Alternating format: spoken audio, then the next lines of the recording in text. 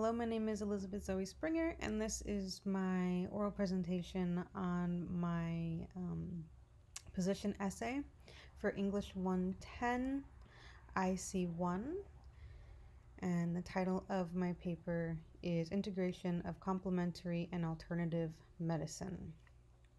It is my belief that complementary and alternative medicine should be integrated into our traditional Western allopathic medical system.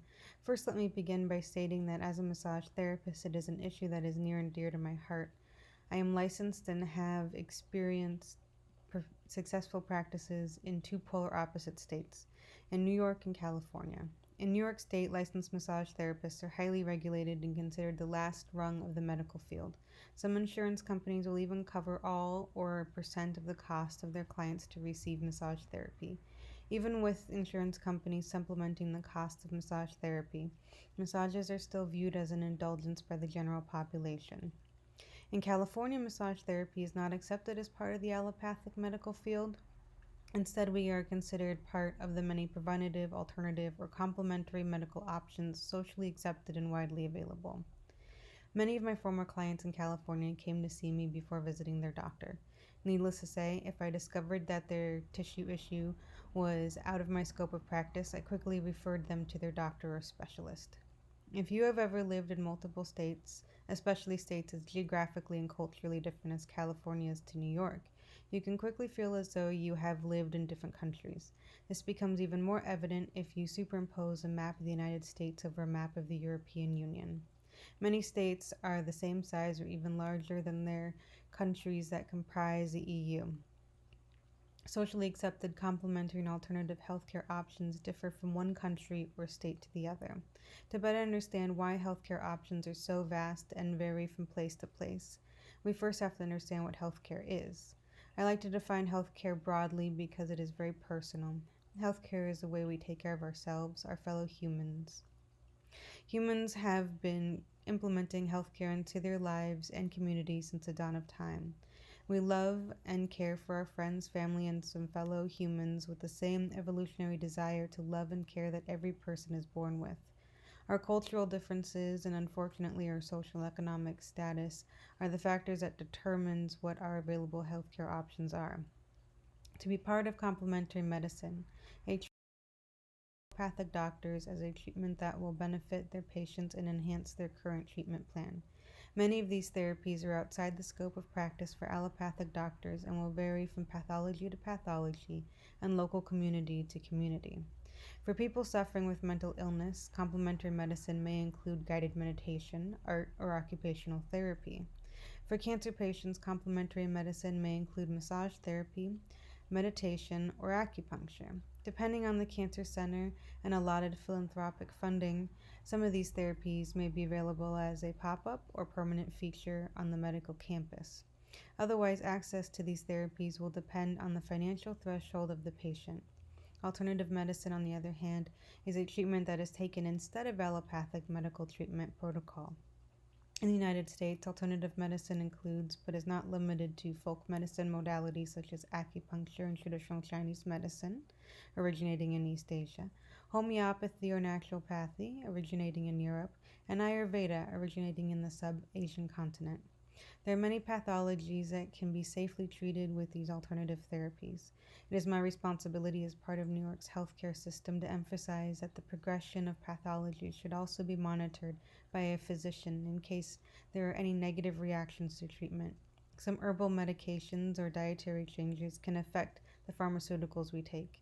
Some well-known examples of these effects are St. John's wort interacting with psychiatric medication and birth control. When our livers break down our medications and herbal remedies, they become taxed. This can cause a shift in the dosage that our bodies receive. In the case of psychiatric medication, a person can have a range of symptoms from feeling off to needing to be hospitalized, with birth control and unplanned pregnancy as a potential outcome. If you are receiving any alternative medical treatment, it is important to do so with caution and open communication with your practitioner and physician. Full disclosure of all supplements and medications taken will greatly limit any negative reactions. Around the world, there are seemingly endless varieties of complementary and alternative healthcare options. Many of the alternative therapies in the United States, such as meditation, yoga, and massage, are already integrated into the healthcare or preventative systems in other countries. Complementary therapies in the United States that we consider common, such as chiropractic and physical therapy, are often considered alternative in other parts of the world. I believe that out of all the complementary and alternative therapies, acupuncture should be one of the first to become fully integrated into our allopathic medical system. Acupuncture is one of the oldest forms of medical treatment and was thought to have evolved more than 2,000 years ago in Asia, but new evidence pushes back the date more than 5,300 years. A now famous man referred to as Otz the Iceman was found by hikers in the Alps. Otz had been murdered. The icy crime scene preserved Otz's body, and when he was carbon dated, it was revealed that his murder took place approximately 5,300 years ago. What makes his discovery important to the world of alternative and complementary therapies is that Otz was covered in small tattoos, and he was carrying medicinal plants on his person as well as in his stomach contents. Many of his tattoos lined up with acupuncture points that correspond with Otz's host of physical ailments. It seems to me that under better circumstances, Otz the Iceman could have been known as acupuncture patient Otz. So how did a wide-reaching alternative medical treatment like acupuncture become isolated in Asia? I believe the answer lies in the evolution of our medical system and our social acceptance of these treatments changing over time. Traditionally, Western medicine was developed due to the accepted practice of dissection. In Europe, during the Renaissance and other periods of time, the bodies of men, women, and the poor were often given to scientists and medical professionals and artists. These Renaissance men would dissect, study, and draw their discoveries of the human body. The knowledge they gained from taking their fellow humans apart set the stage for modern medicine and the ever popular college class gross anatomy. Every advance in Western medicine pushes folk medicine further into the shadows. Combine dissections with the birth of the microscope and incorporation of pharmaceutical drugs, and you have modern allopathic medicine. Allopathic medicine, or allopathy, is a term used to refer to modern scientific systems of medicine, such as the use of pharmacology or physical interventions to treat or suppress symptoms of a pathology. Thanks to the success of allopathy, we have set aside all of our trust in folk medicine, and we now have antibiotics, vaccines, amazing imaging technology, and a battery of tests that can diagnose all kinds of pathologies. We no longer need to taste if urine is sweet to tell if someone has diabetes. We have a chemical test for that. I am the daughter of a scientist, and I am totally on the bandwagon for safe allopathic medical care. I have no desire to play Russian roulette with the measles if I don't have to. As a massage therapist, I am a member of the complementary and alternative medical fields.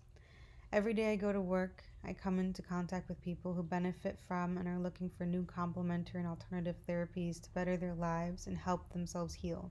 This becomes urgent for my clients when allopathic reaches a plateau in their healing process. I believe that integrating alternative and complementary therapies into allopathic medicine will regulate these therapies and make them safe and widely available for people who cannot afford the out-of-pocket cost. Integration will also help us learn how these therapies work so we can blend them into the appropriate medical plans. In Asia and the sub-Asian continent, dissections were not culturally accepted. People's bodies were not given to scientists so their curiosities of the inner workings of their fellow humans could be satisfied. Instead, they looked at the healthcare system from the outside in. Humans all around the world suffer from the same ailments, illnesses, disease, injuries, and complications from labor and childbirth. The differences in healthcare treatments evolved due to the way we chose to address the human body. How do you develop healthcare and medicine if you cannot open up a fellow human like a grandfather clock, fiddle with their insides, and shut the door to see if they still tick? You observe them, the laws of nature, hypothesize, experiment, conclude, and repeat until you develop your own medical treatments. This is the same process with less emphasis on observing the laws of nature that formed our own medical field. Acupuncture has been successful and widely used as healthcare and medicine for more than 5,300 years. Why isn't it integrated into our allopathic healthcare system? I believe that this is due to the fact that we do not have a Western scientific understanding of how it works. In science and medicine, we take a hypothesis, run a blind or double blind experiment on one variable, conclude, and have our peers verify our findings. It is hard to do this with humans and treatments that have a wide range of variables. It does not fit the simple pill A versus placebo experiment. The human element plus a treatment that includes any combination of approximately 2,000 acupuncture points is difficult to turn into a scientific experiment. The only way we can create the body of data needed to integrate acupuncture into our allopathic healthcare system is by having a large enough group of allopathic doctors working side by side with acupuncturists collecting data about their clients. In the 1980s, there was a major epidemic in the United States. The epidemic has been recorded starting in my former backyard of San Francisco, California, and my new home state's largest city, New York City. This was the AIDS epidemic. It devastated the lives and communities of millions. Fear brought out the worst in humanity as people isolated their loved ones with the fear of becoming infected. Out of the darkness, there was a woman whose kindness and compassion positively affected the lives of thousands suffering from AIDS, Susan Paul. Paul was a nurse that had fallen out of love with the allopathic healthcare system.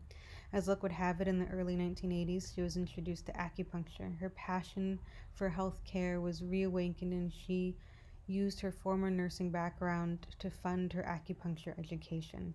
She went to school during the day and was an in-home nurse for bedridden AIDS patients at night. She used her experience with AIDS patients and her scientific mind to observe how her new patients' bodies presented with the symptoms of the virus. Paul translated this information into her new traditional Chinese medical template and made some amazing observations. Many of the skin growths first appeared on an organ meridian called the triple heater. In the late stages of AIDS, most people experience complications and potentially pass away from secondary infections or pathologies of the respiratory system. The cardiorespiratory system is the interface where AIDS thrives. After she graduated from acupuncture school, Paula applied this information in her clinic in New York City, where she provided acupuncture treatments for people suffering with AIDS. Due to her treatments, none of her clients developed pneumocystic pneumonia. In progressive places around the country, like the San Francisco Bay Area, preventative medicine is socially encouraged. There is a group of people who have created an oasis, a refuge for low-income women with cancer. This oasis in the desert of allopathy is a Charlotte Maxwell clinic. Charlotte Maxwell was born in Buffalo, New York in 1932. She had a passion for social work, healthcare, and integrated therapeutic medical modalities. After moving to California, where she received her master's in public health from UC Berkeley, Charlotte focused much of her career in the San Francisco Bay Area. She became the director of Community Unlimited, a program for disabled adults living independently in group homes or with their families. When Charlotte received her diagnosis of ovarian cancer in 1987, she used her knowledge of the available medical and alternative therapies to create her own healthcare team. Her team consisted of wonderful women practitioners who specialized in Chinese herbal medicine, acupuncture, massage, guided imagery, homeopathy, and eventually hospice care. This team gave her loving support, visited her in her hospital, and when she could no longer travel, brought their services to her home. Charlotte's healthcare team knew that there were many other women in the Bay Area fighting cancer, and they would benefit from these services. They teamed up and created the Charlotte Maxwell Clinic in Oakland, California. The clinic has been running for approximately 27 years and almost completely runs on a volunteer basis. They offer a variety of alternative therapies and a safe, welcoming environment for low-income women with a cancer diagnosis and their families. They mainly offer acupuncture but also have massage therapists, volunteers, and a network of local farms to provide free produce. The local community has a network of volunteers to drive clients to and from their appointments. Helping support their clients' families, they also offer a safe place for children to play and caretakers to nap during their clients' treatments. This welcoming and soothing environment greatly reduces the stress experienced by their clients and families. Only 5 employees run the Charlotte Maxwell Clinic, and they are supported by a host of volunteers. They have the available clientele mass and support of local allopathic doctors to create a mass of data documenting the effectiveness of acupuncture and other complementary and alternative therapies on the treatment of a variety of cancers. But they don't have the funding or full time staff needed to collect, store, and publish the data. Many people believe that the healing effects of complementary and alternative medicine are due to the placebo effect. Sure, without modern scientific testing these therapies, this is a logical assumption. But if it is true, why should we care? When a medical trial tests a drug for its effectiveness, a blind or double blind study is conducted. People are separated into two groups, A and B. People in one of the groups receives a test medication and people in the other group take a placebo. No one in group A or B knows if they are taking the medication or the placebo. The ironic thing is that regardless of the result of the medicated group, 40 to 75% of the people in the placebo group will have a positive response to treatment. If the placebo effect can be so effective at tricking the mind and the body into healing itself, why would we make it harder for people to receive these treatments? Many complementary and alternative medical treatments have minimal to zero side effects. When you compare this with the host of side effects pharmaceutical drugs have, it is a no brainer to encourage safe and affordable access to complementary and alternative therapies. Integrating complementary and alternative medical treatments into our allopathic healthcare system will allow us to monitor, regulate, and learn how these therapies are effective at treating human pathologies. This information will allow us to be kinder to our fellow humans and make great advances in the medicine and the treatment of the vulnerable members of our community.